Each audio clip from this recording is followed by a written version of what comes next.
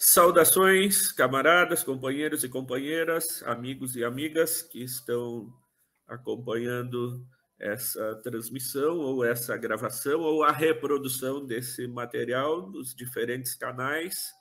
Especialmente nosso agradecimento a todos os companheiros e companheiras da mídia progressista que vão estar nos acompanhando nessa tarefa, que é uma tarefa de grande importância, colocar em pauta as informações da Embrapa nesse momento de franco ataque que a empresa vem sofrendo e o risco iminente de o que tem se chamado de privatização, mas, enfim, de ter o seu sentido subvertido única e exclusivamente ao interesse financeiro de grandes grupos.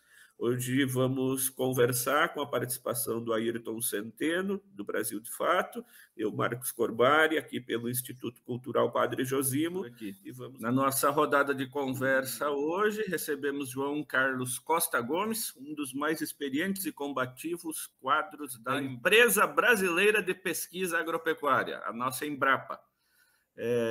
Pautando temas que vão desde a história, o momento, ciclos porque a empresa passou, rumos e avaliando o cenário atual. Costa Gomes é graduado em Engenharia Agronômica pela Universidade Federal de Pelotas, em 75, mestrado em Extensão Rural pela Universidade Federal de Santa Maria, em 81, e doutorado em Agroecologia e Desenvolvimento Sustentável pelo Instituto de Sociologia e Estudos Campesinos pela Universidade de Córdoba, na Espanha, em 99. Pesquisador em Agroecologia e Desenvolvimento Sustentável da Embrapa. E, desde já, vamos dar as boas-vindas e agradecer pela sua participação aqui conosco. Bem-vindo, Costa. Boa noite, Corbari, boa noite, Ayrton. Boa noite a todos que no futuro vão poder participar dessa jornada, né? Eu considero uma jornada de extrema relevância, porque a partir de um resgate histórico, ela nos permite tentar interpretar o que está acontecendo no presente para ajudar a desenhar o futuro, né? E acho relevante, eu tenho 46 anos de trabalho na Embrapa, comecei muito jovem, em 1976, recém saí da universidade, e fui trabalhar numa estação experimental Cascata, o EPAI Cascata, na época, que está fazendo 85 anos no ano que vem. Ela foi fundada em 1938, começou a funcionar de fato em 1940, e eu acho que a história dessa estação experimental ela tem uma grande contribuição para a gente estudar como a pesquisa agropecuária se desenvolveu e como ela se conectou com a política agrícola e com a própria política que o país, os desenhos políticos que o país teve nesse período. Eu gosto de recitar algumas coisas que estão nos relatórios dos anos 40 dessa estação experimental, que vai fazer 85 anos. Por exemplo, o pesquisador que estava lá, em 42, 43, por aí, isso está nos relatórios, que nós temos um museu, um pequeno museu, lá na Estação Experimental Cascata, onde eu estou trabalhando hoje, né, e onde eu iniciei há 46 anos. O pesquisador dizia que tinha que trabalhar com hortaliças que fossem capazes de produzir da semente até a semente, para no futuro não deixar nossos agricultores à mercê das companhias internacionais. Isso há quase 80 anos, né? Não se falava em transnacional, não se falava em transgênico, não se falava em patenteamento do conhecimento, em coisa nenhuma, e o sujeito tinha a preocupação que a hortaliça fosse, que ela da semente chegasse até a semente para não subordinar os agricultores às grandes companhias. Ele também dizia que tinha que trabalhar com espécies florestais de duplo propósito que fossem aptas a produzir energia e celulose, porque talvez no futuro da civilização essas duas coisas fossem muito demandadas. E se não se trabalhasse com essas espécies introduzidas de dupla finalidade, nós colocaríamos em risco a nossa Mata Atlântica e as nossas matas de araucárias, né? E outra coisa que também está escrito lá é que a melhor forma de conservar água é no solo e que fazer uma coroa na volta da planta seria a forma de aquela água penetrar, não ter erosão e ela ficar segura no solo. Mas se talvez, isso está escrito, no futuro houvesse uma movimentação de pessoas do meio rural para o meio urbano e a fruticultura viesse a ser mecanizado, a melhor forma de fazer seria em curva de nível. Até hoje a gente encontra pomares que não utilizam essa tecnologia de conservação de solo. E isso numa época que nós tínhamos 65% da população no meio rural e 35% no meio urbano. Olha o que o cara escreveu lá nos anos 40. Isso é absolutamente contemporâneo hoje, em termos de subordinação dos agricultores ao patenteamento das sementes, né? E da questão dos recursos naturais e da nossa Mata Atlântica, de todos os biomas brasileiros, não só a Mata Atlântica, que vem sofrendo essa ação antrópica e que vem dilapidando o patrimônio de recursos naturais que nós tínhamos, né? E que nós temos que trabalhar para preservar. Então, uma primeira grande questão qual o papel de uma empresa pública de pesquisa agropecuária, uma empresa de Estado? É contribuir para a preservação dessa independência, contribuir para a preservação dessa capacidade produtiva que o meio ambiente, que os recursos naturais têm, sem impedindo ou tentando minimizar essa dependência a insumos sobre os quais os agricultores não têm controle, como é o caso das sementes, né? Isso mais modernamente nós vamos ver outras dependências, como é o caso das rotas dos insumos, dos adubos, por exemplo, que hoje a agricultura brasileira está completamente à mercê de humores e de guerras internacionais em casos de insumos que nós não temos nem a competência tecnológica, nem a matéria-prima e nem a logística de movimentação desses insumos, no caso internacional, né? Então, eu acho que essa estação experimental Cascata, que hoje se dedica exclusivamente à agroecologia, ela já tinha na sua história, na sua raiz, um DNA agroecológico por essas coisas que eu acabo de mencionar. Ao longo do tempo, e eu contei nos relatórios lá, se pesquisava com 140 cultivos estão relatados nesses relatórios, esses livros que estão lá. À medida que o tempo foi passando, a agricultura foi se especializando e nós chegamos aí a 8 ou 10 grandes commodities. E no próprio caso dessa estação experimental, chegou um período que ela trabalhava exclusivamente para a agroindústria. Era pêssego, aspargo, morango, figo, olerícolas industrializáveis. Tinha um projeto que chamava, não se trabalhava nem com batata, com alho, com cebola, porque era um período de modernização, da modernização conservadora da agricultura brasileira e que a agricultura servia de suporte aos complexos agroindustriais. Tanto no complexo agroindustrial que estava fora dos dois lados da porteira, né? Num lado, fornecendo insumos, isso foi no período pós-guerra, nos anos 70, por aí, e no outro lado, absorvendo a produção para processamento. Isso aconteceu com a cana-de-açúcar, com a laranja, com o pêssego aqui na região de Pelotas, enfim, com a uva para vinho, enfim, tem várias situações Brasil afora que mostram essa especialização da agricultura para fornecimento de matéria-prima para os complexos agroindustriais. Isso significa que, paulatinamente, a produção de comida que vai para a mesa, da comida do autossustento, ela foi perdendo espaço. Inclusive nessa estação experimental que eu estou falando, que vai fazer 85 anos. Até que chega um determinado período em que a gente resolve resgatar essa função histórica dessa propriedade, dessa estação experimental, porque ela sempre foi uma referência para os agricultores na volta. Sempre os agricultores iam em busca de muda, de semente, de algum conhecimento. Então, no procedimento metodológico de fazer a pesquisa, sempre houve um processo participativo, ainda que não exista uma teoria sobre isso, mas sempre existia uma aproximação muito grande com o meio real onde operam os agricultores e as agricultoras, né? Isso é uma fortaleza que a gente hoje tenta fortalecer e que a gente tenta levar às máximas consequências, fazer um estilo de pesquisa que seja feito com os agricultores e as agricultoras e não para os agricultores e as agricultoras, né? E estou falando de agricultores e agricultoras numa agricultura familiar que é multidimensional, que tem vários atores sociais que nela estão representados, né?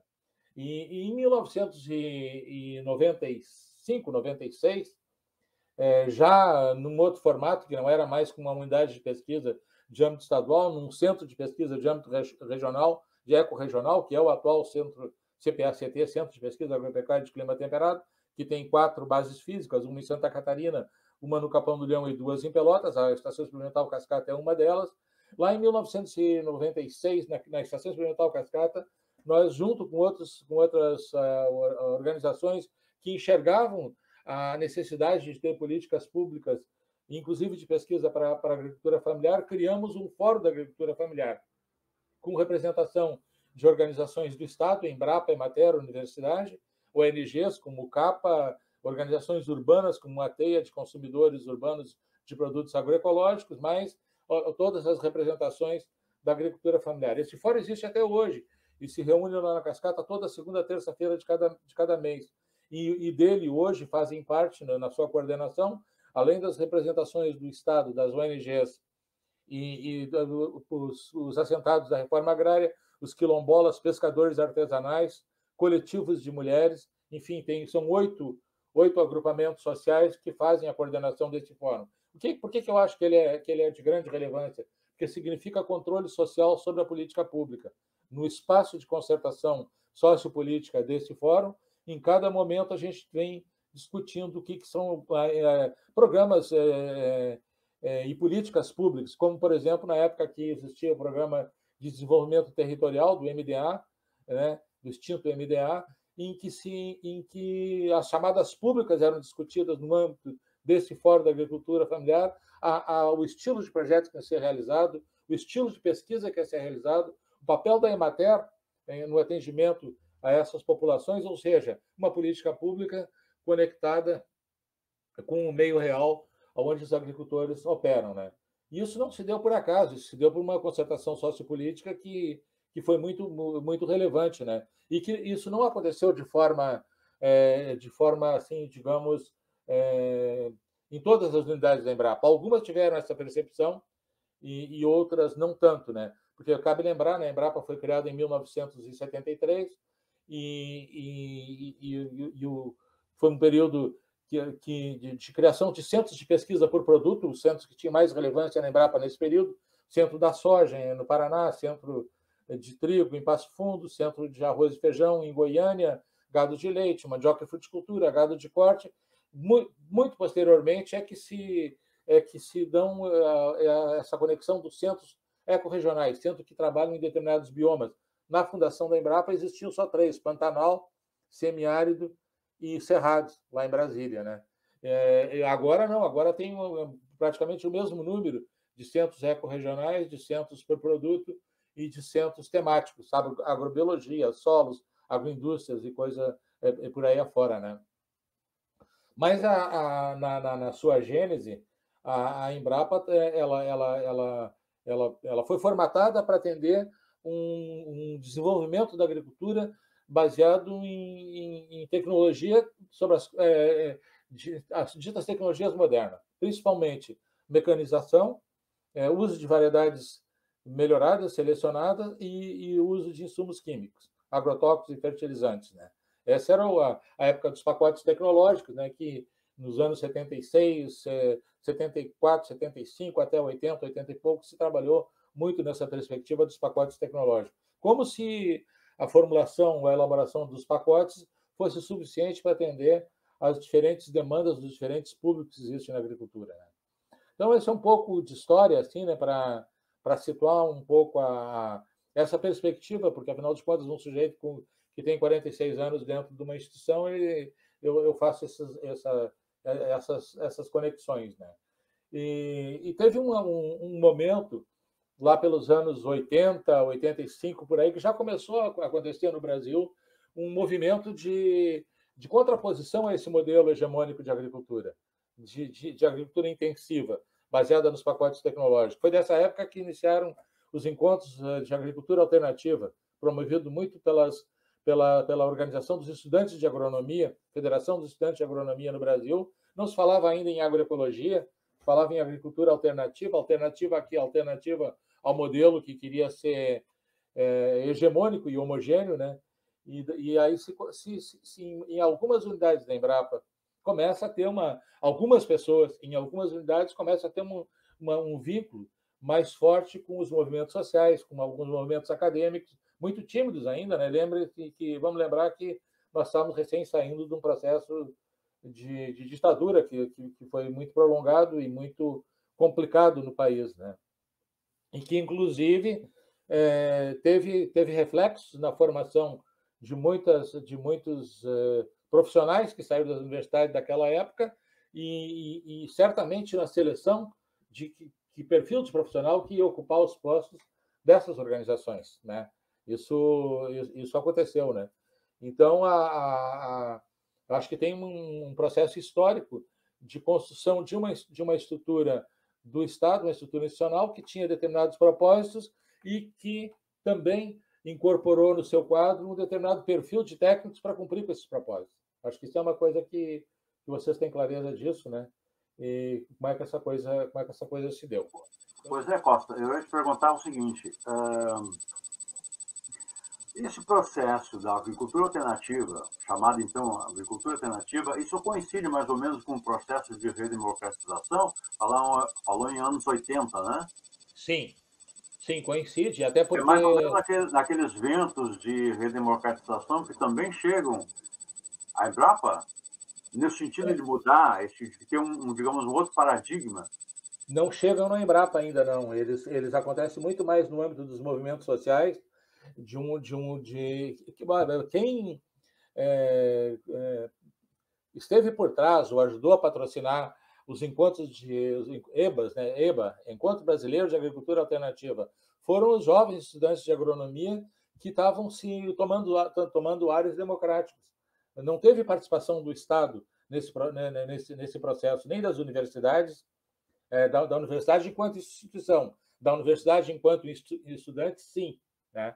E se foram organizados alguns encontros, e eu lembro que um deles foi no Mato Grosso, foram 3 ou 4 ou 5, eu não lembro quantos, até porque eu não participava desse circuito.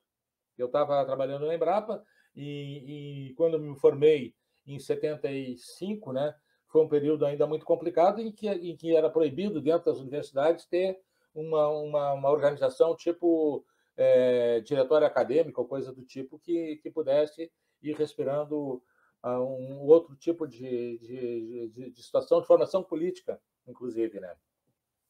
Então, é por isso que tem uma vinculação de agricultura alternativa e agroecologia. Isso, historicamente, foi colocado como uma coisa do pessoal da esquerda, né? E não é que não fosse, é porque o pessoal que tinha uma outra visão de mundo é que foi se preparando para fazer esse contraponto da agricultura alternativa a um outro modelo de agricultura. É dessa época a criação do MST também, né? Que lá já no início dos anos 80, muitos pesquisadores brasileiros, muitos não, alguns deles, Adilson Pascoal, Shigeo Chique, o próprio Pinheiro Machado aqui no Rio Grande do Sul, existe uma coletânea de artigos dessas pessoas que já nos anos 80, 85, 86, por aí, mostravam o lado perverso desse modelo de agricultura, né? E que era sustentado, claro, pela produção científica, pela produção técnica das organizações vinculadas à agricultura, né? No caso das universidades, a Embrapa, e difundidas pelo sistema Embrater, né? Isso mais ou menos é desse período que começa essa movimentação. Esse termo, a abertura para a agroecologia na Embrapa, por exemplo, vai acontecer em 2005. É muito posterior, é quase 20 anos posterior a esse período, né? Então, já dentro de um momento quando depois entrada do Lula no governo, é que se criaram as condições em alguns lugares para que a gente começasse a falar sobre isso, né? Sobre esse tema dentro da Embrapa. E é de 2005 a 2006, um marco referencial em agroecologia, que é um documento histórico que foi construído numa reunião de umas 50, 60 pessoas, lá em Planaltina, na sede do Centro Cerrados, lá, a cidade de satélite de Brasília, onde tinha muitas pessoas da Embrapa, umas 30 mais ou menos, e pessoas que estavam em outros lugares, no Ministério no Ministério da Ciência e Tecnologia, no Ministério do Desenvolvimento Agrário, poucas no Ministério da Agricultura, e que estavam nos ajudando, algumas de fora da Embrapa até, de universidades ou dos movimentos sociais, nos ajudando a conformar uma estratégia de trabalhar com a agroecologia dentro do sistema Embrapa. Costa, não sei se eu mudo muito de assunto, mas, digamos, para picotar um pouco esse seu depoimento, eu te pergunto, o que é o Transforma Embrapa, que está se discutindo agora? Pois é, o discurso que vem por trás dele é de que é a adequação da Embrapa aos novos tempos, a adequação da Embrapa a um processo que já não é mais da tecnologia, mas é do conhecimento, da informação, e com a possibilidade de buscar uma conexão maior com o mercado. Essa eu não entrei a fundo no estudo dos documentos. Eles também não foram abertos assim de uma maneira que se fosse gerada uma ampla discussão interna dentro da Embrapa, e até isso causa estranheza a muitos quadros mais antigos da Embrapa o fato de que o Transforma Embrapa ele está patrocinado por algumas organizações da agricultura brasileira, contratando uma fundação para poder fazer uma consultoria paga por uma fundação para fazer um estudo sobre uma transformação da Embrapa, do qual a maioria dos empregados da Embrapa não tem conhecimento e não estão participando. O que a gente sabe, né? Que quem a CNA, Confederação Nacional de Agricultura, e o Senar contrataram uma fundação para fazer esse estudo sobre a transformação da Embrapa, né? E que um discurso de que tem que enxugar, que tem que fazer economia, que tem que racionalizar recursos, quando nós estamos aí desde o início do governo Temer com recursos cada vez mais escassos, não tem mais o que economizar, nós não temos mais praticamente recursos para botar a máquina a operar, né? Eu acho que se não fosse esses 2 anos praticamente quase 2 anos aí de pandemia, né, em que uma boa parte dos empregados da Embrapa ficou em teletrabalho, se não tivesse acontecido isso, a falta de recursos para renovação de frota, até para consertar uma coisa mais bizarra, consertar um pneu do carro para que ele possa andar, isso já teria aparecido há muito mais tempo. Hoje a gente está numa situação de praticamente com muito pouco recurso para trabalhar, com um número muito reduzido de projetos de pesquisa, porque quem move a vida do pesquisador são os projetos de pesquisa, né? E é por onde vem o recurso, porque o recurso da folha de pagamento está lá.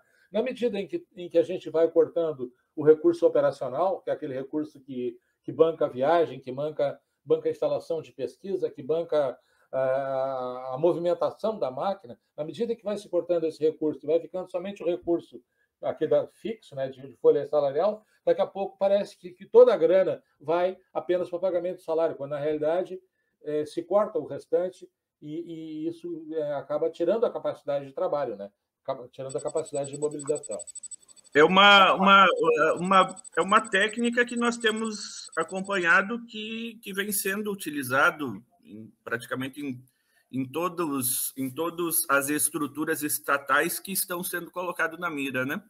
Você primeiro enfraquece, você fragiliza, você impede ela de desenvolver o seu trabalho com toda a sua potencialidade e depois entrega no colo de presente, né? E temos visto isso com a Petrobras, com a Eletrobras, com os Correios, com tantas outras estruturas. Costa, o que tu diz para a gente assim? Por que a Embrapa ainda não caiu na mão do povo? Por que o povo ainda não assumiu a defesa da Embrapa? Onde será que a gente está errando nesse momento? Olha, Corbari, eu não sei, mas talvez as pessoas não façam uma conexão. Quando sentam para tomar um café da manhã, ou para almoçar, ou para jantar, não fazem a conexão da comida que está na mesa com o trabalho da Embrapa. Então, se a gente pensar que hoje nós temos milhares de variedades que foram melhoradas, que foram desenvolvidas e que elas estão na mesa, tanto das principais culturas de exportação, soja, milho, arroz, algodão, mas de mandioca, de laranja, de bergamota, de feijão, de alho, de batata, enfim, de tudo aquilo que a gente consome no dia a dia. Eu acho que o cidadão comum ele não conecta a comida que ele está consumindo diariamente com o trabalho feito por décadas, né? Porque para fazer um melhoramento genético de uma cultivar de feijão são 8 a 10 anos de trabalho do pesquisador, para fazer a seleção do material, até poder incorporar alguma qualidade que ele queira nutracêutica, um feijão com mais proteína, um feijão com mais zinco, um milho que seja bom para panificação e que possa suprir o problema de quem vai consumir trigo com glúten, por exemplo. E nós temos esse trabalho aqui na Embrapa, aqui em Pelotas, variedades de milho que são aptas à panificação e que nós temos variedades de feijão que estão ricas em ferro e zinco. Nós temos variedades de batata doce que têm carotenoides e que são com melhoria da capacidade nutritiva desses materiais, né? Então, acho que as pessoas não enxergam que quando está comendo uma batata doce biofortificada, que isso tem um trabalho da Embrapa por trás, ou que tem uma determinada variedade que ela tem que ela tem a capacidade de fortalecer o organismo e de prevenir algumas doenças. Eu acho que talvez a gente não tenha tido habilidade suficiente para colocar essas coisas em evidência, né? Acho que isso pode ser também um pouco da formação que predomina nos nossos ambientes acadêmicos, né? Que tem uma formação muito assim de que como se a ciência tivesse monopólio sobre o conhecimento válido e que ao cientista se lhe basta produzir conhecimento novo e que falta essa conexão, como dizem um argentino, o Silvio Fontovitz e o Jerome Ravetz, que é um inglês, que a ciência tem que se conectar com a comunidade estendida de pares, ou seja, não só o cientista se conectar com seu par cientista, mas se conectar com a sociedade inteira, para poder informar o que faz e como essa sociedade pode se apropriar daquilo que está sendo feito, né? Acho que esse é um grande desafio a gente conseguir mostrar que por trás de determinadas variedades ou de determinados processos produtivos tem conhecimento produzido no ambiente da pesquisa agropecuária. Costa, era justamente isso, né? Era justamente isso que eu estava querendo provocar com aquela primeira pergunta que nós fizemos antes de começar a nossa gravação, que era isso, né? Justamente o que seria o Brasil sem Embrapa, né? Tipo, essa qualificação, esse apuro que a Embrapa oferece à produção agrícola, agropecuária, enfim, brasileira, né? Tu acabaste descrevendo uma pequena parte, imagino, desse tipo de contribuição que a Embrapa dá, né? A Embrapa tem hoje a detentora de um dos maiores bancos genéticos do mundo. Tá?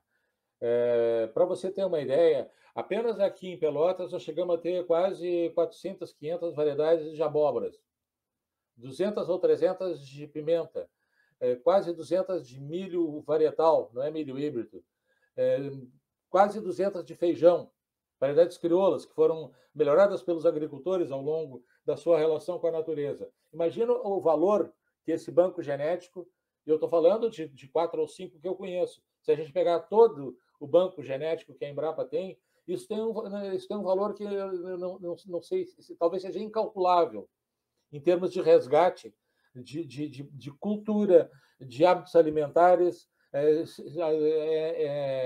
É notório um exemplo de uma contribuição que a Embrapa deu para a tribo dos Craôs, né? Os Craôs tinham um milho que eles utilizavam e eles perderam, por alguma razão lá, perderam o material que eles tinham e foram, muitos anos depois que eles tinham perdido, foram reencontrar esse material num banco genético da Embrapa lá no Centro Nacional de Recursos Genéticos em Brasília, e que devolveram para eles essas sementes e eles conseguiram voltar, depois de um lapso de tempo muito grande, a ter de novo aquelas variedades de milho que fazia parte da sua cultura, do seu imaginário, né? Da sua estratégia de relação com a natureza. Se a gente pegar tudo que nós temos em termos de fruticultura tropical, de frutas nativas aqui na região sul do Brasil, de culturas alimentares, muitas delas exóticas, mas que nós temos um banco de germoplasma de fruteiras de clima temperado, de pêssego, ameixa e nectarinas. Isso tem um valor incalculável em termos até de capacidade de uma recombinação genética para fazer face a mudanças climáticas que estão batendo na nossa porta, né? Se não tem esse banco de germoplasma, como é que o geneticista, como é que o sujeito estudioso da genética vai buscar novos materiais que se adaptem a novas situações, dado essa mudança que está aqui, que vem havendo e ela vem acontecendo mesmo nos últimos tempos em termos de clima, né? Então, acho que esse, para mim, é o grande patrimônio que a Embrapa tem e que isso é uma propriedade do povo brasileiro. Houve uma construção sócio-histórica desde que o homem deixou de ser nômade e passou a cultivar, e que ele vem melhorando, selecionando e nos trouxe até aqui esse legado, né, de seleção por cor, pela aparência, pelo gosto, pela finalidade, né? E, de repente, de uns anos para cá, parece que os próprios agricultores estão sendo condenados a pagar pelo trabalho que tiveram de desenvolver esses materiais. Eu acho que isso é uma Embrapa, uma empresa de estados, uma Embrapa democrática, inclusive, ela teria que trabalhar, valorizar esses conhecimentos, valorizar essa relação com as comunidades, para poder, em determinadas situações, oferecer essas alternativas em termos de segurança alimentar, de preservação de biodiversidade, de cultura, de gastronomia, enfim, de todas essas coisas que fazem parte do nosso cotidiano. Essa questão da sustentabilidade e a questão da defesa ambiental estão na proposta da Embrapa. Se a empresa for privatizada ou passar a trabalhar como uma espécie de prestadora de serviço das grandes empresas, serão essas grandes empresas que vão ficar responsáveis pela defesa dessa defesa ambiental e essa defesa da sustentabilidade? Eu não acredito, né? Eu acho que os exemplos que nós temos de biomas conservados, eles sempre tiveram a participação direta dos atores sociais, da população que vive nesses ambientes, né? Então, não são os ribeirinhos que acabam com a pesca, não são os indígenas que acabam com a reserva florestal da Amazônia, não. Os processos de monocultivo e de intensificação tecnológica, e às vezes em áreas que estão impróprias, que são os grandes causadores dos impactos ambientais, né? Eu tenho uma frase que vocês com certeza conhecem, né? Se usa muito no interior. Eu sou filho de agricultores familiares, que dizia o seguinte: quando ia contratar um baile, lá fazer um baile, quem paga a banda escolhe a música, né? Então não precisa privatizar a empresa, pode privatizar os projetos, só não tem grana mais para subsidiar pesquisas tipo um plano de inovação, um plano de apoio à reforma agrária, como nós já trabalhamos aqui na Embrapa em Pelotas, um projeto junto com o INCRA de colocar a tecnologia da Embrapa dentro dos assentamentos de reforma agrária para melhorar a sua capacidade produtiva. Se não tiver política pública que trate dessas questões, o que vai sobrar? Vai sobrar a venda de projetos para quem pode pagar por eles, né? E aí quem paga a banda escolhe a música, quem paga o projeto determina que tipo de tema vai ser pesquisado, né? Então, acho que esse é um grande risco que nós temos. E mesmo quando se trata de agricultura empresarial, do chamado agronegócio, eu acho que a Embrapa tem, como empresa pública, como empresa de Estado, um papel relevante na definição de outras rotas de insumos para diminuir a dependência que a nossa agricultura, mesmo empresarial, tem de insumos externos. Vejamos o que está acontecendo agora com a questão dos fertilizantes, né? Nós temos uma dependência de quase mais de 90% do potássio que se usa na agricultura. Nós não temos matéria-prima ou temos muito pouca e nós dependemos de insumos que são importados. Se a gente não tem a matéria-prima, não tem a rota tecnológica e não tem nem logística, qual seria o nosso papel? Pesquisar sistemas de produção que abdicassem desse modelo intensivo em uso de insumos sobre os quais a gente não tem domínio, para verificar estratégias que pudessem tornar esses sistemas de produção sustentáveis, digamos assim, né? Então, tem muita coisa que a velha e boa agronomia já fez e que foi deixada de lado. pousio, rotação de cultura, quebra-vento, controle biológico de pragas, cobertura verde para incorporar matéria orgânica e sequestrar carbono no solo. Tem muitas alternativas que se praticaram no passado e que esse modelo de agricultura abdicou delas, né? Abriu mão delas para trabalhar num modelo que depende quase que 100% de insumos sobre os quais os agricultores ou os produtores rurais não têm controle, né? Eu acho que esses insumos estão sendo afetados. A chegada desses insumos estão sendo afetados pela questão da guerra. Também. Principalmente pela guerra, né? O Brasil importa esses insumos principalmente da onde? Olha, tem uma grande parte de insumos que vem da Ucrânia, da Rússia, do Canadá. Não são muitos os lugares, as fontes de origem desses nutrientes que fazem que são utilizados como fertilizantes da agricultura brasileira. Tem alguns exemplos de empresários da agricultura que têm tentado inovar. Controle biológico de pragas, por exemplo, na cultura da soja, o controle biológico na cana-de-açúcar, a chamada agricultura regenerativa. Há poucos dias passou um vídeo aí na televisão do pessoal de Santa Catarina trabalhando com cobertura de solo. Mato Grosso tem muitas experiências. Uso de agrominerais em substituição aos adubos sintéticos. Tem várias estratégias possíveis que seriam possíveis para diminuir uma parte da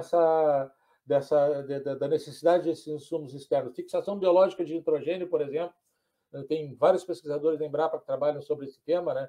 Então, eu acho que mesmo no modelo da agricultura convencional, digamos assim, dessa agricultura de commodities, de exportação do agronegócio, a Embrapa teria um papel de diminuir custos de produção, de manter rentabilidade e de tornar esses sistemas de produção mais sustentáveis. O caminho que, no meu entendimento, foi equivocado foi o do monocultivo, porque nós temos aí a nossa âncora verde, digamos assim, posta em menos do que 10 grandes cultivos. E vovó já dizia, né, que se a gente colocar todos os ovos numa única cesta, na hora que a cesta virar, nós vamos ficar sem ovo, né?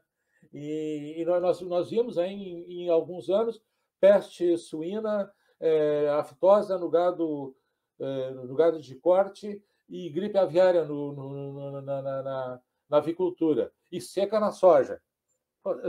Foram 4 incidências em 4 grandes commodities, se elas ocorressem ao mesmo tempo, num curto período, quebrava a agricultura brasileira. Ou se não quebrasse, ia causar um dano muito grande, né? Por sorte, não aconteceram simultaneamente. Mas o quê? Mostra a vulnerabilidade que determinado sistema de produção, quando eles dependem de uma base genética muito estreita ou de poucos insumos, como eles ficam vulneráveis. Por isso que quando a gente fala em agroecologia, a gente fala em diversificação, fala em ciclagem de nutrientes, fala em sistemas biodiversos, em aumento da biodiversidade no sistema, para poder produzir matéria-prima, matéria orgânica dentro do próprio sistema de produção. Isso é possível na grande agricultura? Não é. Agora, na agricultura familiar, sim, nós temos muitos exemplos que mostram a viabilidade desse modelo. Eu soube também que o ex-ministro, né, isso era ministro do Temer, né, Blairo Maggi, ele era ministro da Agricultura, né, esse tipo de processo que está acontecendo agora, chamo de reestruturação, foi um pouco travado no período dele. O que se pode dizer sobre isso? Essa tentativa de vinculação com o mercado, ela é crescente nos últimos anos. Ela é crescente. O período que nós tivemos de maior abertura para uma empresa inclusiva, com responsabilidade social, foi no período dos governos Lula para diante, né? Com políticas públicas. Eu lembro que quando, em 2013, eu assumi a chefia dessa unidade de pesquisa aqui em Pelotas. E naquela época nós tínhamos recursos de apenas 2 ministérios, o que é convencional, o Ministério da Agricultura e o Ministério da Ciência e Tecnologia, por algum projeto no CNPq. A partir da concertação que a gente começou a fazer, nós chegamos a ter recursos de 10 ministérios diferentes. do MDS com Fome Zero, do MDA com os programas de apoio à agricultura familiar e à reforma agrária, do próprio MCT, do MEC, com a formação de jovens estudantes, até do Itamaraty. Nós chegamos a ter recursos colocados aqui por conta da ajuda de uma reestruturação da agricultura do Líbano, depois do período de guerra que eles tiveram. Ou seja, existiam políticas públicas no Estado brasileiro que permitiam uma visão mais plural, mais democrática, e que se trabalhava para as grandes culturas, nunca se deixou de trabalhar para as culturas de exportação, mas se trabalhava também com um bom aporte de recursos e de pessoas para processos de segurança alimentar, de valorização da biodiversidade, de diversificação da agricultura, enfim, produção de comida e com comida de qualidade, né? Em processos agroecológicos, principalmente. Depois de um determinado período, essas políticas elas deixaram de existir, e aí como é que fica aquela vinculação mais do que a convencional das grandes commodities com as grandes companhias produtoras de insumos ou que fazem processamento de alimentos, né? Isso é crescente. Agora, essa coisa de diminuir o tamanho da empresa, de vincular organicamente com o mercado, isso é uma coisa recente. Isso é de 2 anos para cá, de 1 ano para cá. E eu tenho uma discussão que ninguém faz, é que quando as pessoas falam em mercado, elas enxergam o mercado como o cifrão. E o mercado de ciência e tecnologia não é o cifrão. É a produção de comida, a evitar que os jovens saiam do campo, que eles tenham uma vida mais feliz na agricultura, que eles possam ter uma vida digna enquanto agricultores que produzem alimentos de qualidade, numa conexão mais direta do rural com o urbano, e vendo o rural também com um espaço não só de produção agrícola, mas isso tem acontecido por conta de muitos jovens que não encontram espaço no meio urbano e que buscam no rural um outro estilo de vida, né? Aí tem atividades relacionadas com ecoturismo, tem vários tipos de atividades que surgem no espaço rural que não são essencialmente agrícolas ou agrárias, né? Eu acho que se uma empresa pública de pesquisa, ela tem que estar atenta a esses movimentos que a sociedade está produzindo para poder dar conta delas, né? As perguntas mudam a cada período histórico. A sociedade vai mudando e o papel do Estado e das suas instituições também teria que se adaptar a essa circunstância. O que eu acho um equívoco é pretender que uma empresa pública ela se vincule exclusivamente a um único segmento do mercado, ou do mercado que pode pagar pelo produto que nós produzimos, que é a tecnologia. Nós temos acompanhado a discussão, enfim, que tem se dado a partir do sindicato, e tem uma palavra tem sido bem incidente, assim, pelo menos nos ambientes em que se prospecta essa resistência a esse movimento, né? É a denúncia de que não necessariamente seja uma privatização no sentido duro da palavra, mas uma captura por parte da... Como você colocava antes essa analogia muito boa de quem contrata a banda escolhe a música, né? Aí nós temos dois espectros aqui, né? O risco de privatização que está presente, e o risco dessa captura que tem toda uma maquiagem bonita, né? Essa proposta de inovação, de modernização, tende a seduzir quem está desavisado. Como enfrentar isso? Olha, eu acho que uma coisa que a gente tenta fazer, e que nós que estamos aqui na Embrapa, em Pelotas, e principalmente o grupo que está lá na Estação Experimental Cascata, é uma conexão muito forte com o meio real, onde as coisas acontecem, né? O que eu comentei com vocês do Fórum da Agricultura Familiar, essa reciprocidade do relacionamento da instituição pública, do Estado com as organizações sociais, talvez seja a maior fortaleza que a gente tem. Por quê? Porque tem credibilidade. Eu lembro uma vez que há uns anos atrás, o Frei Sérgio veio nos visitar e pediu para que eu chamasse as pessoas que trabalhavam comigo, que ele tinha 18 demandas para resolver, para levar para o movimento dos pequenos agricultores, né? Nós sentamos e ele foi listando uma por uma. Quando chegou no final da nossa reunião, ele tinha saído com 22 e não com 18. Tinha 4 que ele não tinha imaginado que a gente pudesse ter alguma contribuição. E ele disse: eu vim com 18 demandas e estou levando 22 soluções, né? Então, acho que essa reciprocidade, esse reconhecimento de que nós temos que fazer uma pesquisa, uma ciência, não para os agricultores, mas com os agricultores e com os agricultores. Isso implica uma adoção de um novo método. Não é um método do cientista que se isola num laboratório, num campo experimental, com fatores isolados, para poder ter controle sobre eles. É trabalhar no meio real, lá onde os agricultores podem participar do processo da produção do conhecimento e, ao mesmo tempo que o conhecimento vai se produzindo, ir dele se apropriando, né? Essa é a relação dialógica que o Paulo Freire falava, né, de uma relação entre dois sujeitos, uma relação intersubjetiva, não entre um sujeito e um objeto, mas entre dois sujeitos, cada um com seu acúmulo de conhecimentos, que juntos pode produzir um conhecimento de terceiro nível, diferente daquilo que os dois chegaram naquele momento, né? Acho que isso implica saída de um paradigma mais racionalista, mais empirista, que é o que domina as nossas academias, para ir para uma situação mais de reconhecimento do saber dos outros atores e da valorização dos processos participativos. Eu acho que esse são um grande desafio para a agroecologia, né? Porque na ciência ocidental, que tem 400 e poucos anos, se pretende que a ciência tenha um monopólio sobre o conhecimento válido, e se ignora todo o acúmulo de conhecimento que a civilização vem produzindo há não sei quantos milhares de anos, né?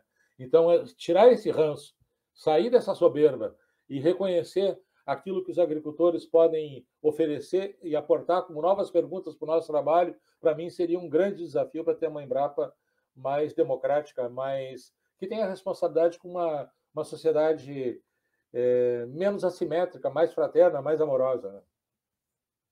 Aliás, eu tive uma oportunidade ímpar, pouco antes da entrada dessa grande encrenca, dessa pandemia, né, de acompanhar uma visitação de 3 pesquisadores da Embrapa, que trabalham com grãos, com milho, agricultores camponeses aqui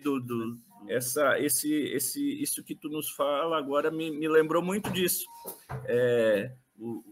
O cientista da academia e o cientista da tradição, da vida, do contato direto, né, com a terra e com a planta. Acho que isso é um desafio para todos nós, para vocês aí, para nós aqui, enquanto movimentos sociais e populares. Mas o diálogo precisa chegar também com a população urbana, né? E essa talvez seja a barreira mais difícil de ser suplantada. Também tem que encontrar esse apoio, esse canal de apoio. Esse é um enorme um desafio, né? Porque possivelmente a maior parte dos nossos quadros acadêmicos, e eu não falo só da Embrapa, eu falo acadêmico de uma maneira geral, não tenham tido essa formação. A nossa formação ela foi muito empirista, racionalista, positivista. E isso significa que as pessoas acham que o conhecimento acadêmico ele se basta por si só e que ele não necessita de uma interface com quem vai consumir esse conhecimento, né? E nem todas as pessoas têm acesso a essa informação. Então, nós somos treinados para responder muito bem o como, mas não nos ensinar a pensar sobre o que, por quê, para quê ou para quem. Quem vai ser afetado com aquele tipo de conhecimento, em que condição aquele conhecimento pode ser utilizado, qual é o locus social que ele tem sentido, e essa é um grande desafio para a maior parte das academias brasileiras que ainda estão assentadas em correntes filosóficas que vêm animando, que nasceram na Idade Média, mas que vêm animando a formação dos jovens técnicos em grande parte das disciplinas e das carreiras, né? Então, no momento que a gente tiver uma academia que consiga se repensar, que ela consiga preparar para análise crítica e não somente para reproduzir conhecimento, talvez a gente dê um passo maior no sentido de fazer essa interface. Uma grande crítica que se fazia às universidades é que elas não dialogavam com o local onde elas estavam inseridas, né? Com a população do entorno das universidades, né? Sempre se dizia assim, a universidade tem pesquisa, ensino e extensão. Vai ver o que tem de extensão dentro das universidades. No passado era muito pouco. Hoje existe uma nova expressão acadêmica se registrando, onde os professores levam os alunos para conhecer o entorno de onde eles estão trabalhando, para dialogar com os agricultores, com as agricultoras, para identificar as dificuldades que eles têm, para ajudar a formação de um cientista cidadão que consiga interpretar o fato social e não somente a questão tecnológica produto do seu trabalho, né?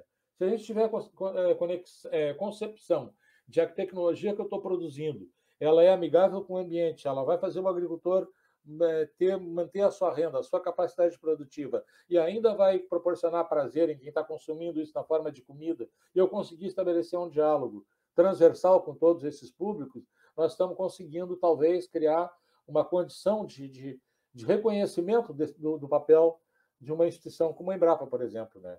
Mas isso não é uma coisa tão comum e não nos prepararam para fazer isso, né? Nós estamos permanentemente nos reorganizando, tentando romper a barreira das disciplinas e tentando não só romper a barreira das disciplinas entre a formação teórica e técnica que nós temos, mas também tentando nos despojar dessa soberba de que o cientista tem um conhecimento de um nível diferente, porque, afinal de contas, nenhum conhecimento tem atributos específicos que os torne superiores ou inferiores a outros conhecimentos produzidos em outros contextos, em outros lugares da história ou em outras geografias.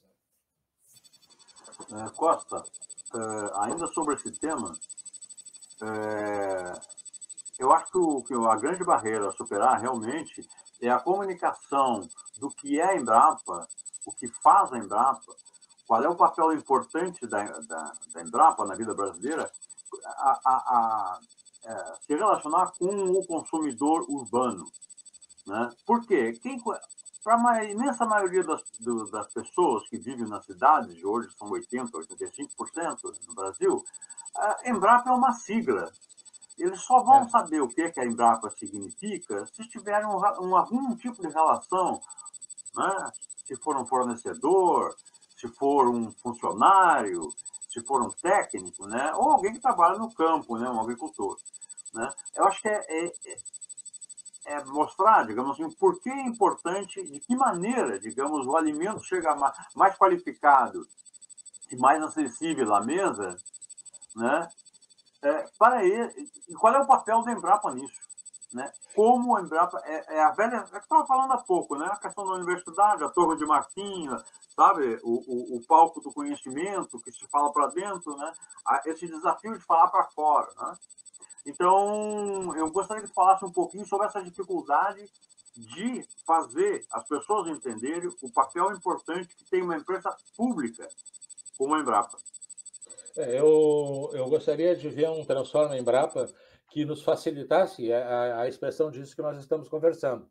Vou te dar um exemplo prático aí. Tem um agricultor aqui próximo a Porto Alegre que utiliza um material de mandioca produzido pela Embrapa lá em Brasília, e que é uma mandioca diferenciada, que tem uma qualidade na culinária, no sabor, na aparência, que agrada muito a quem a consome. E esse sujeito tinha uma relação com a rede Zafari e queria colocar lá a mandioca Embrapa, na prateleira, na gôndola do Zafari. Nós não conseguimos superar essa barreira.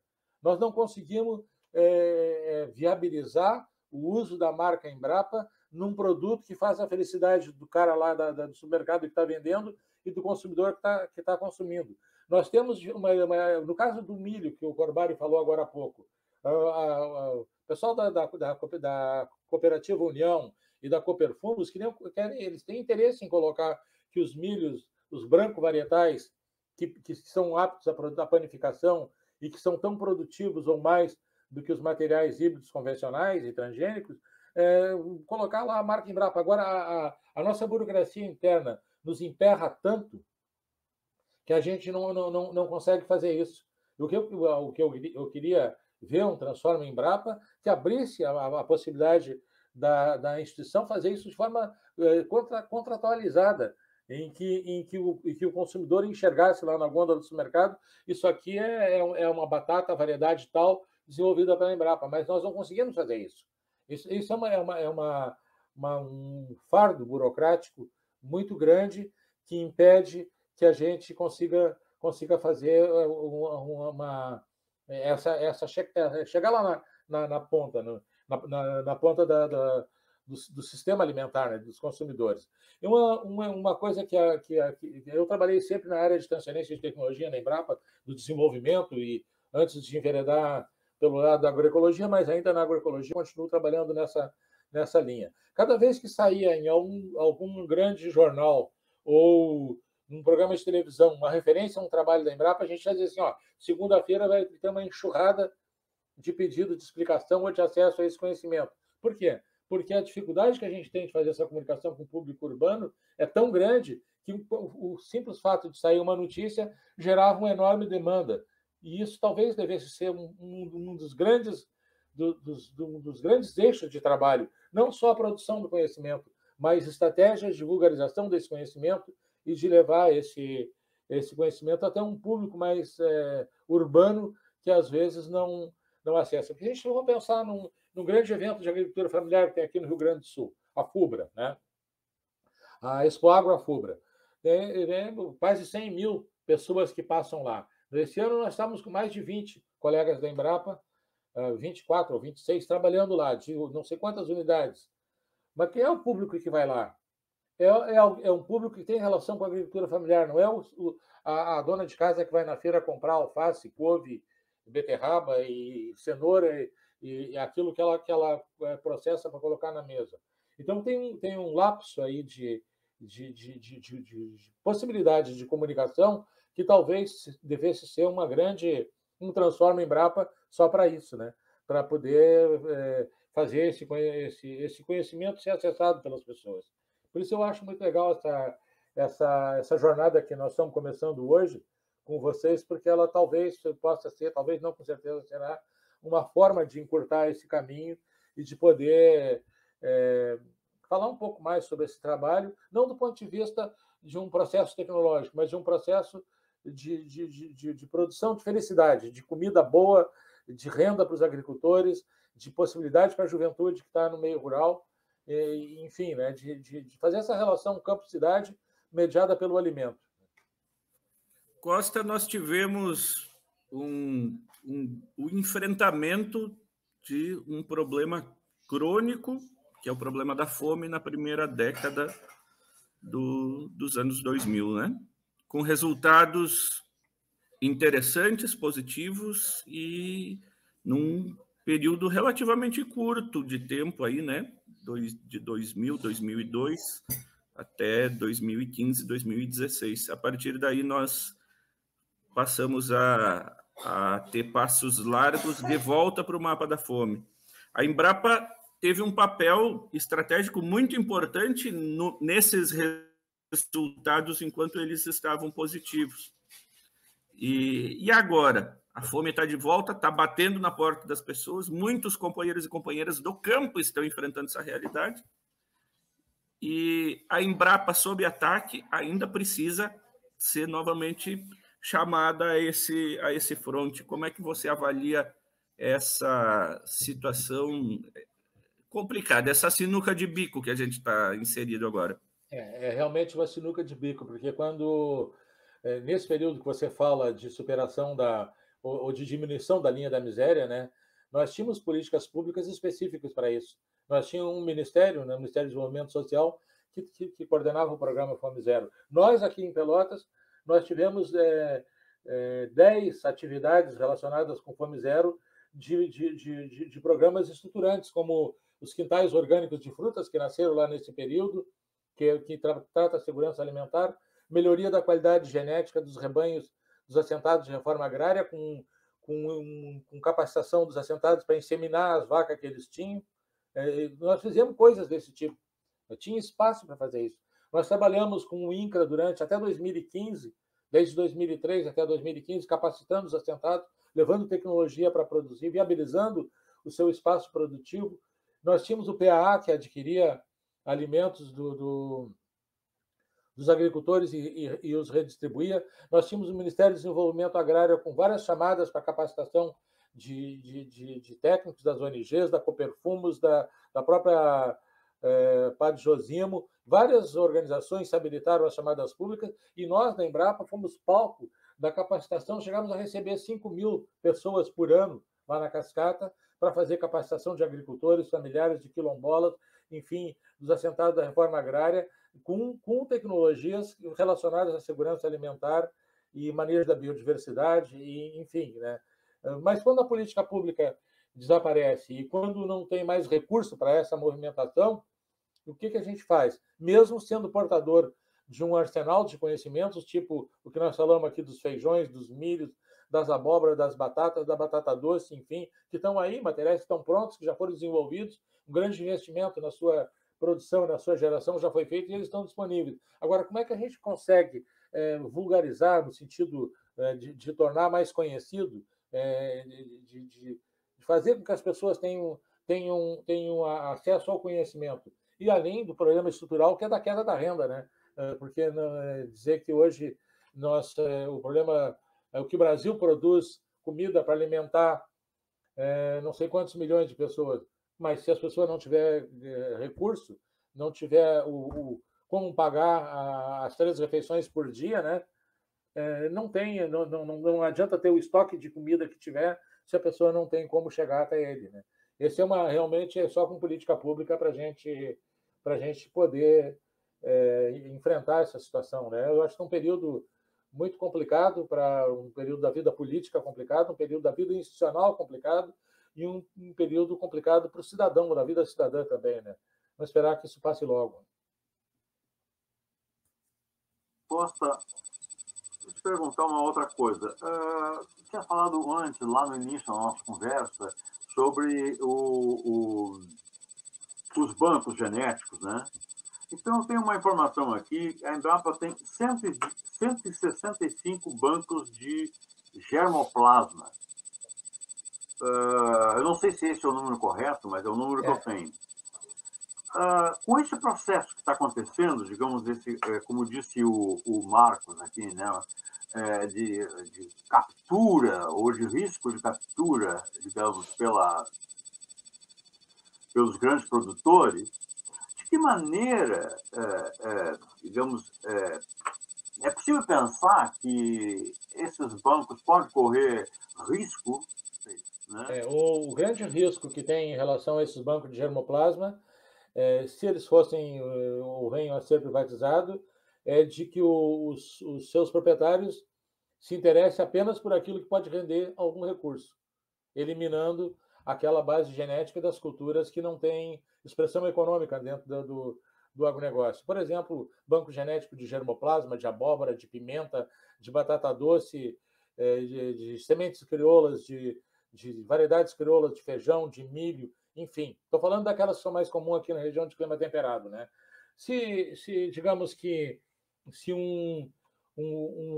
isso fosse apropriado por alguém da iniciativa privada que só tivesse interesse em arroz, quase certamente preservaria o banco de germoplasma de arroz. Os outros correriam o risco de serem eliminados ou serem perdidos, né?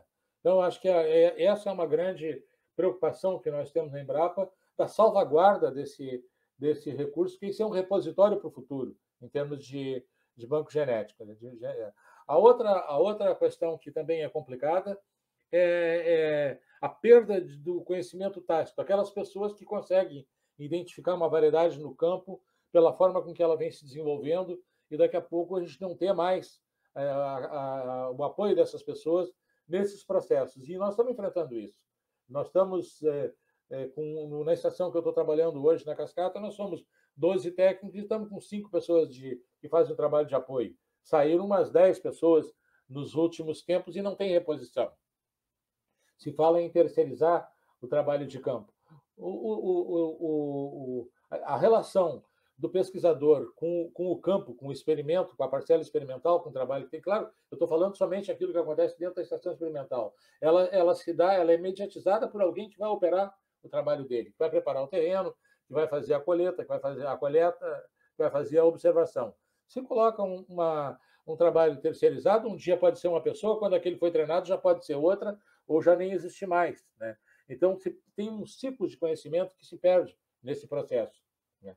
Então, hoje, os programas de melhoramento genético da Embrapa, eles têm pessoas que fazem cruzamento genético há 15, 20 anos, que sabe que flor tem que pegar de uma planta, que tem que pegar da outra, o pólen daqui para botar no estigma da outra lá, para fazer esse trabalho. Quando tu perde o controle sobre esse tipo de trabalho, ele perde a confiança naquilo que está sendo feito também. Esse é um dos problemas. Então, o trabalho, mesmo o trabalho de apoio, no caso da seleção genética, por exemplo, é um trabalho que exige discernimento e capacitação das pessoas que dele participam em qualquer nível, seja do geneticista com doutorado, seja do operário de campo que vai fazer essa prática cotidiana. Isso está em risco, porque se acontecer uma saída massiva das pessoas que fazem esse tipo de trabalho, possivelmente uma boa parte desse trabalho venha a ser comprometido no futuro. E os bancos, né? Esses bancos de germoplasma, eu imagino que o valor deles é um valor extraordinário, né? Extraordinário. À medida que isso aí é resultado de anos e anos de pesquisa e apuro, né? Esses bancos ainda estão numa situação com um ambiente controlado e a baixa temperatura que, se tiver pelo menos a manutenção das condições físicas de energia, de temperatura e um cuidado, eles podem ser mantidos. O problema do trabalho de campo aqueles materiais que estão indo a campo todos os anos que têm que ser renovados para ser mantidos. Se não tendo condição de recursos para fazer a implantação, a coleta e tratamento, esses materiais eles podem ter, sim, algum prejuízo, né? Se fala também digamos que esse desmonte, essa coisa estaria atingindo também as muitas bibliotecas da Embrapa. O que você pode dizer sobre isso? A Embrapa tem um acervo bibliográfico considerável, né? E eu não sei o que vem por aí em termos da preservação desse material. A Embrapa tinha em Brasília um parque gráfico que suportava toda a produção científica da Embrapa. Várias séries de revistas, muitos livros foram produzidos e editados na forma física, né? E com material de muito boa qualidade. Isso foi extinto já há bastante tempo. Um setor que ficava lá na sede, que trabalhava a produção gráfica na forma de livros, de revistas e etc. Hoje, a gente praticamente só tem acesso a conhecimento virtual, material online, que se deixou de ter. Esse material, claro que além da sua utilidade para agricultores, para extensionistas, ele também tinha um sentido para a formação dos jovens estudantes, material que muitos professores utilizavam em sala de aula com seus alunos, né? Quando esse material deixa de existir, não perdemos só nós, não perde só a instituição, perdem todos aqueles que com ela se relacionam, sejam os técnicos que estão lá no campo, com material que ajuda a identificar uma praga ou uma solução tecnológica, sejam os agricultores que podiam acessar esses materiais, os extensionistas, os técnicos que trabalham nas cooperativas, os professores, os alunos, os estudantes de pós-graduação, né? Então, todo esse acervo, assim como o acervo genético, em termos de banco de germoplasma, os bancos de conhecimento na forma de bibliotecas, eles também têm um valor inestimável para todo o processo de produção de conhecimento, né? Não, o que eu gostaria de perguntar ainda para o Costa é um pouco sobre a preocupação que a gente tem, quem olha de fora, quem não é da área, tem essa preocupação em relação se há um apostamento de uma estrutura pública como a Embrapa, digamos, que dentro dessa proposta do governo Bolsonaro de priorizar o atendimento à grande propriedade, aos grandes produtores, eu me preocupo com a questão da soberania alimentar, né? Que é uma coisa que se fala tanto em soberania e especificamente a soberania alimentar. Né? Eu sei que o Costa tocou nesse assunto há pouco, quando falou na questão dos bancos, né? A Abóbora e outras coisas não tão do interesse da grande propriedade, né? Como o arroz, a soja, ou enfim, essas grandes lavouras do Brasil. Né? Em que medida isso pode afetar, colocar em risco, justamente agora, né? Quando se volta a falar de novo dessa questão do Brasil, do mapa da fome, a questão fundamental da soberania alimentar. Representa um risco isso ou não? Não, sim, eu acho que tem. Eu acho que risco sempre existe, né?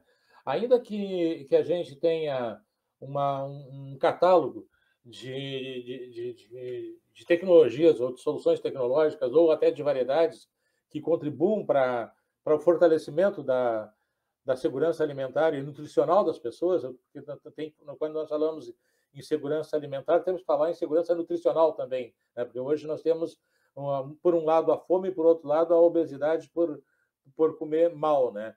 Então, a comida saudável, em processo agroecológico, com variabilidade naquilo que se produz, com materiais adaptados a distintas realidades dos agricultores e das agricultoras, a distintos gostos dos consumidores. Eu acho que nós temos um acúmulo nesses últimos nos últimos anos de pesquisa no Brasil considerável. O que nós temos que evitar é a perda disso. Eu falei há pouco de feijões enriquecidos, de abóboras com procaroteno, de mandioca que cozinha mais rápido, que é mais palatável. Então, enfim, nós temos todo um arsenal que está aí. Agora, o que nós precisamos ter? Nós precisamos preservar esses bancos de genética, nós precisamos ter um setor produtivo que produza sementes desses materiais, nós temos que ter crédito para os agricultores familiares que produzam esses materiais para poder comercializar e renda para a população para poder se alimentar. É um negócio complexo, não adianta dizer que, bom, a questão da tecnologia está resolvido, o resto se resolve. Se não tiver renda para comprar, se não tiver crédito ou apoio aos agricultores familiares para produzir esses materiais, e se não tiver assistência técnica para ajudá-los no processo produtivo, aí a questão fica muito mais complicada, né? Então, eu acho que quando a gente fala nesse problema da segurança alimentar, da segurança nutricional, isso carece de política de governo, né? Política de governo que tenha a questão da aquisição dos alimentos para sua distribuição nos locais onde eles são necessários, uma política de alimentação escolar, como nós já tivemos no Brasil, uma política de distribuição, de aquisição e distribuição dos alimentos que envolvam as escolas, que envolvam as populações em situação de risco social, né? Mas para isso tem que ter quem produza. E para produzir precisa de crédito, precisa de assistência técnica, precisa de conhecimento, precisa de tecnologia, e nós somos responsáveis por uma parte de todo esse processo, que é o processo tecnológico, né? Agora, quando a gente, no período recente que nós tínhamos, não tão recente, que nós tínhamos políticas públicas que tratavam essa complexidade de forma transversal e com políticas em vários ministérios, numa articulação do governo estadual com o governo federal e com as prefeituras, nós tivemos exemplos espetaculares de como se melhorou a capacidade a segurança alimentar de determinadas situações. Os colegas relatam uma reserva indígena da Guarita, né, que fica lá na região noroeste do Rio Grande do Sul, que a introdução de algumas variedades de batata doce melhoradas pela Embrapa aqui em Pelotas na reserva diminuiu, segundo relatos dos caciques lá da reserva, e muito os problemas de mortalidade infantil e de desnutrição das crianças da reserva, né? Basta ter a variedade de batata doce disponível? Não. É preciso ter alguém que leve até lá, que facilite o processo de produção para poder gerar esse acréscimo na qualidade de vida das pessoas, que é não ter que conviver com a situação de insegurança alimentar, né? Mas se não tiver política pública universal que trate desse problema na sua complexidade, uma organização só, com certeza, pouca eficiência vai ter no seu enfrentamento. Vocês têm sofrido muita pressão internamente? Como é que está essa questão? Eu acho que não tanto. Assim, eu acho que nós conseguimos ter uma estação experimental cascata onde eu comecei a trabalhar em 78, né, em 76, e nós nos credenciamos pela relação que a gente estabeleceu com as redes sociotécnicas que estão fora da Embrapa. Há poucos dias nós recebemos uma delegação de um ônibus lotado de prefeitos e secretários de Agricultura e pessoas das ONGs lá da região noroeste do estado.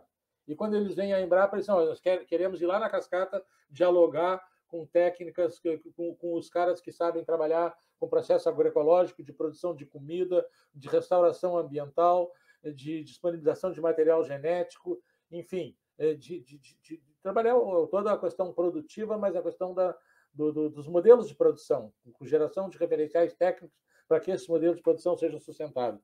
Então, eu acho que ainda que a situação geral ela não seja a melhor possível, mas no nosso caso específico, pelo fato de ter sólidas relações estabelecidas com determinados públicos, isso tem preservado o nosso espaço de trabalho, né? Acho que um pouco de essa construção de 20, quase 30 anos do Fórum da Agricultura Familiar, a decisão de que, a partir de 2000, a Estação Experimental Cascata ia trabalhar exclusivamente com agroecologia, a construção de um centro de capacitação de agricultores, né? Agora mesmo, essa semana, estava negociando com o CAPA a realização de um curso para 60 pessoas no uso de homeopatia na agricultura familiar, que vai ser realizado, estamos gestionando para que seja realizado lá dentro. Então, quando se cria essas condições, quando se cria essa estrutura que tem esse reconhecimento externo, fica mais difícil de bulir com ela, né? Então, acho que esse é o grande desafio que nós temos, é ter resiliência para continuar sabendo enfrentar essa situação e sempre buscando essa manutenção desse reconhecimento externo, que essa, sim, com certeza, é a nossa grande fortaleza. Olha, por fim, eu queria fazer uma pergunta, que assim, tem 46 anos, né, de Embrapa, né? Sim. O que nesses 46 anos, qual é a cena, qual é o momento que tu sentisse mais que estava cumprindo a tua função de pesquisador e de, digamos, até funcionário público, né, agente público, em relação à sociedade? Qual é o momento que tu achas que, digamos, bom, isso aqui valeu a pena? Tivemos vários. Eu tenho.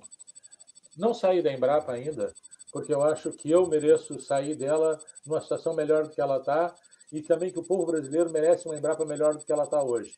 Então, nós temos um grupo de jurássicos, que nem eu, né, que pactamos de não sair, esperando que logo a gente tenha uma nova possibilidade, né, novos ares. Mas momentos como esse que eu relatei para vocês, que o Frei Sérgio vem com um grupo de pessoas e diz que precisa de 18 respostas e leva 22, isso me me fazem me sentir cidadão, não só pesquisador, né?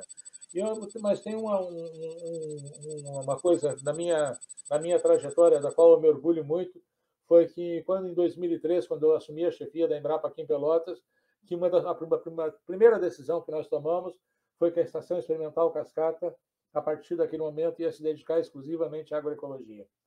E isso eu acho que fez a diferença.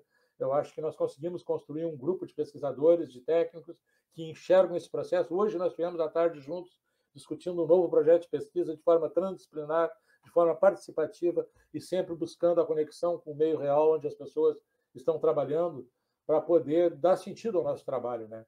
Porque não se trata de produzir conhecimento, se trata de produzir um conhecimento com alguém que vai utilizá-lo. Acho que esse é o grande desafio e os grandes motivos pelos quais ainda pessoas como eu, como Irajá e outros que estão por aí, ainda não saímos, né?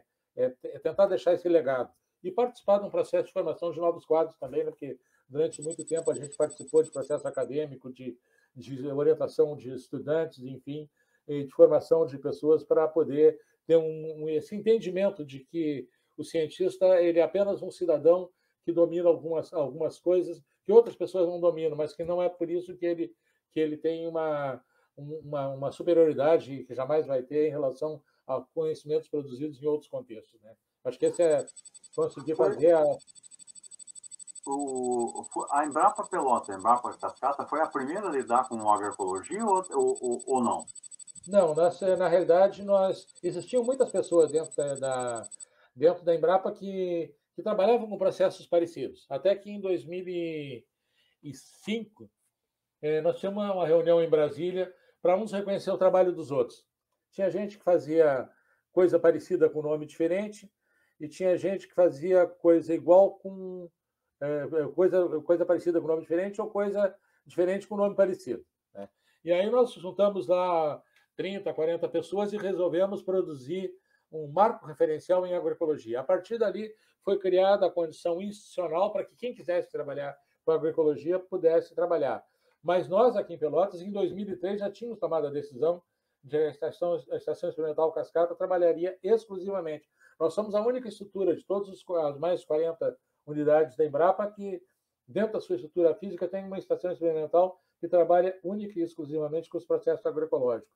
Tem outros centros da Embrapa que também trabalham com o tema, mas que tem uma estação experimental exclusivamente dedicada ao tema. Essa é a Embrapa Clima Temperado aqui em Pelotas. Ayrton Centeno, muito obrigado. Muito obrigado, Costa. Muito obrigado pelos ensinamentos também, né? Obrigado, Marcos.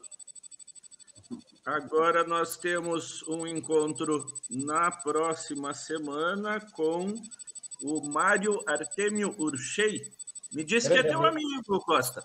Grande amigo, muito grande amigo. Então, o Mário é diretor de Ciência e Tecnologia do Simpaf e ele que está à frente, né, da coordenação dessa campanha Embrapa Pública, Democrática e Inclusiva. Esse é o nosso encontro já para o segundo ciclo de produção de conteúdo. Vamos torcer que a gente consiga fazer chegar até muitos veículos, mas principalmente muitas mentes, né, e muitos corações a partir daqui. Sim, para mim é uma felicidade poder partilhar um pouco da minha experiência, da minha cidadania com pessoas como vocês, né? Isso me enche de alegria, de orgulho, e eu faço com o maior prazer, né? Eu digo para o período que eu ajudei a fazer algumas conversas em pós-graduação, por aí eu não digo que eu fui um sujeito privilegiado, né? Eu nasci numa família de agricultores familiares, pobre, e estudei no Colégio Agrícola Visconde da Graça, no internato por 7 anos. Fiz agronomia na UFPEL, aqui uma escola pública, mestrado em Santa Maria, uma escola pública, e doutorado numa escola pública na Espanha, e trabalho numa empresa pública do Estado, né? Então, todo o capital intelectual e material que eu tenho veio daí. E eu sinto uma obrigação cidadã de compartilhar isso com todas as pessoas que estiverem dispostas a me ouvir, né, a me aturar, porque é uma forma que eu tenho de devolver isso para a sociedade e para o Estado que me bancou a vida inteira, né? Então, é com muita gratidão que eu faço essa conversa com vocês e vou ficar disponível para continuar fazendo e para a gente continuar interlocutando aí e disputando espaço na sociedade, né? É uma luta ideológica feroz que a gente tem pela frente, né? Nós temos um processo eleitoral aí complicado, e que a gente possa voltar a ter uma Embrapa inclusiva, aberta, democrática e que realmente contribua para a produção agropecuária brasileira, independente do seu tamanho. Eu acho que nós temos que ousar em desafiar o agronegócio a ser mais sustentável, não ser tão dependente de insumos como ele é hoje, para que ele tenha a capacidade, inclusive, de ser um processo de agricultura regenerativa que preserve o ambiente natural, que não contamine tanto, que não contamine o ambiente, que respeite o entorno, que não pulverize por cima das escolas, enfim, tanta brutalidade que a gente tem visto nos últimos anos ainda. Tudo em nome do lucro.